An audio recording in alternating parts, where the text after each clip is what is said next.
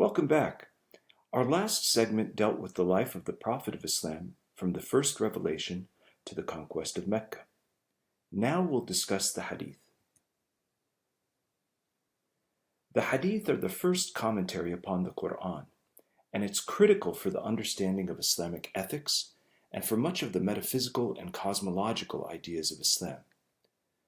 The Hadith are direct sayings of the Prophet that were memorized by members of the early community who in turn transmitted them to later generations, although some of the Hadith were written. It is said that 114,000 people saw the Prophet, and that of those, 1,800 narrated at least one Hadith, and 900 of them narrated more than one. The Hadith range from simple sayings about loving your parents to major statements concerning the community as a whole. They deal with practical matters concerning meditation and prayer, with seemingly small matters such as the proper way to eat, and with the most sublime questions of God and humanity. There is practically no facet of human life which the Hadith does not cover. They were so significant that in the second Islamic century, qadis or judges were referring to Hadith in their judgments. But as the time of the Prophet grew more distant, into the 4th and 5th generations, there was the danger of people forgetting, and also of sayings coming in from the outside by people who were opposed to Islam. And so a concerted effort to collect Hadith began in the 3rd century. The first Hadith collections were by Bukhari, Muslim, Tirmidhi, Ibn Dawood, and others, who were Persian Sunni scholars.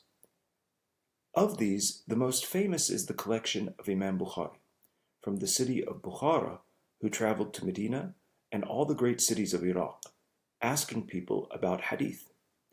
He would collect them, examine their sources according to the meticulous scholarship which Islam developed in the science of Hadith. Then he put them together in a book which is called the Sahih, the correct or canonical book. To this day, it is called the Sahih of Imam Bukhari. The very first Hadith he quotes is about the relation between our action and inner spiritual state. The Prophet said, "Deeds are a result only of intentions, and an individual is rewarded only according to that which he or she intends." Right action must be combined with right intention.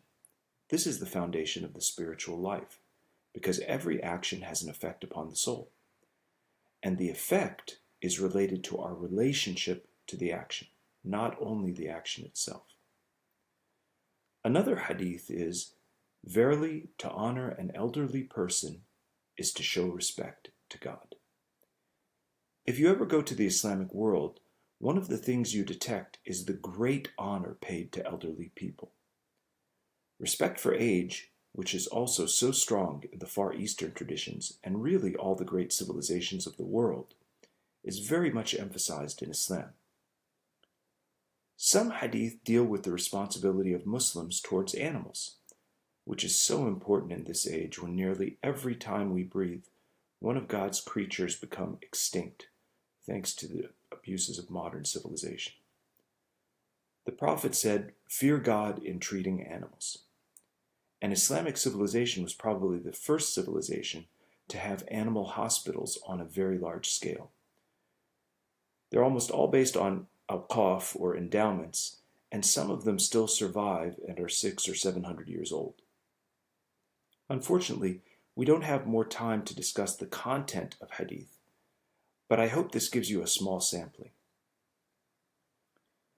The method that was developed for collecting hadith centered on studying the chain of transmission. It was important not only to see the content of the hadith, but who had transmitted it and the circumstances of its transmission. Such a science is unique to Islam because Islam emerged in the full light of history in the 7th century, and so you could crisscross references, you might say. There were many women in the chain of transmission, so it was not a question of gender. It was a question of character and piety. If a person did not have a pious character, no matter what he or she said, it was not accepted. If there was something that contradicted the Qur'an, it was clearly wrong. Distinctions were drawn between very firm hadith, fairly strong hadith, dubious hadith, and those that are very doubtful. A hadith accepted as a strong hadith was accepted by jurists and founders of schools of Islamic law as a second basis for Islamic law after the Qur'an. Until 50 years ago, the hadith literature was practically unavailable in English, but now the complete collections are readily available. In the Shiite world, Shiite hadith began to appear in the 4th Islamic century. They only accepted transmission through the family of the Prophet and the Shiite imams, whom we shall discuss later. A Pakistani government commission in the 1970s compared the two bodies of hadith and concluded that over 90% of Sunni and Shiite hadith are the same. Unlike the Qur'an, hadith are not identical for all Muslims.